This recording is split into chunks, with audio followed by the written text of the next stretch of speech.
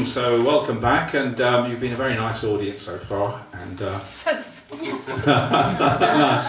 that will continue. Okay, so I'm going to start with a poem about a man who sculpts in steel, Richard Serra, and he's an American who creates giant sculptures in cityscapes, and he's just wonderful. And he had an exhibition at the Gagosian Gallery in King's Cross a few months ago. And at the same time, there's a programme on television where he talked about his philosophy about his art and how he created these enormous sculptures out of steel. And sometimes they're named after poets. He just has a huge wall in his last sculpture called Fernando Pessoa, named after the Portuguese poet. So there you are. Anyway, Man of Steel. The artist does not wish to repeat himself. All his life he has sought answers. Is this structure possible? Will the math work? How far can it lean, stay upright? The artist paces the space, considers possibilities. Always returning to the centre, he gazes upwards, ponders how far into height he should take the line, rejecting all that has gone before. His father was a steel worker, he too. He has made this metal hard and soft, sensuous and brittle. His language is precise. His commitment doesn't waver by 1/25th of a centimetre. You open the door you can open, not go through the door that's open to you, he says. His giants walk the earth in Paris, America, London. They warm outdoor spaces, exhilarating and intimidating visitors. On some plain where it rains, the metal darkens, hide as sleek as a drowned cat. The steel welcomes the cloud's attention. Bring it on, I'm not going anywhere. My place is with the elemental.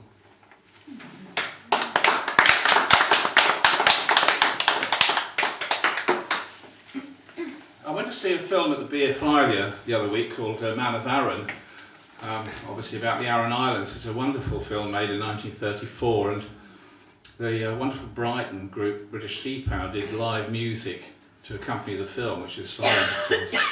And I've been to the Aran Islands, and particularly to Inishmore. In fact, I should say that my family do come from the west of Ireland, and in the west of Ireland they have a saying that a gentleman is someone who can play the accordion but doesn't.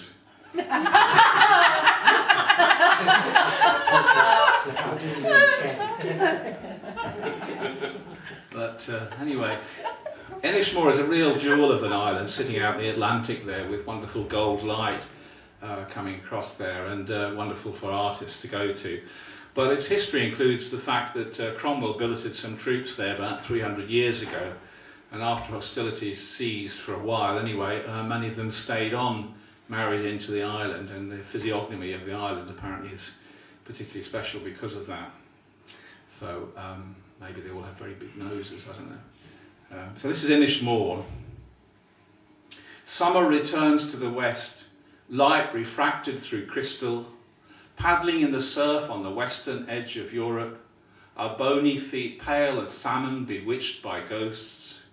Summer returns to the west, our lives weary of death return to us, cycling until we run out of road, stopping for Guinness, bewitched by thirst. Inishmore, Inishmore, Inishmore. I repeat this mantra, asleep on the beach, running grey volcanic sand through bony fingers, skeletons of Cromwell soldiers almost within reach.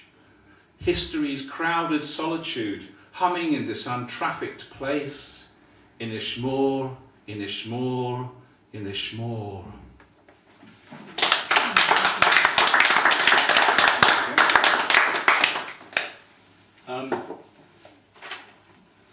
It's a poem about a young woman called Rachel Corrie. And Rachel Corrie joined the International Solidarity Movement and went out to Palestine.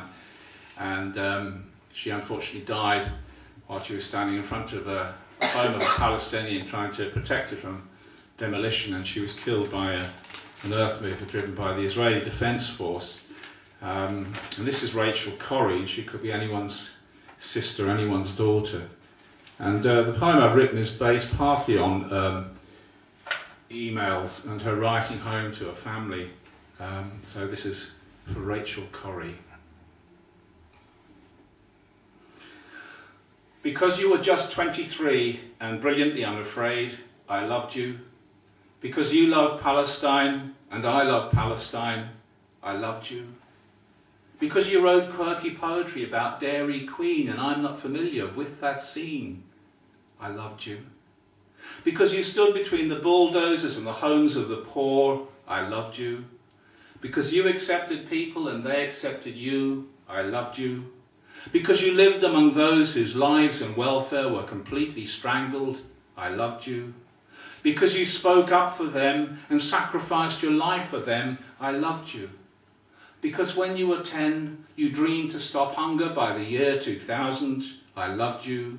Because you looked into the future and saw the light that shines, I loved you. Because you believed we're all the same inside, I loved you. Because you looked at the wide world and went to it, I loved you. Because you worried you would have nightmares when you returned from Palestine and feel guilty for not being there, I loved you. Because you were as rare as a Monday morning when everyone dances on their way to work.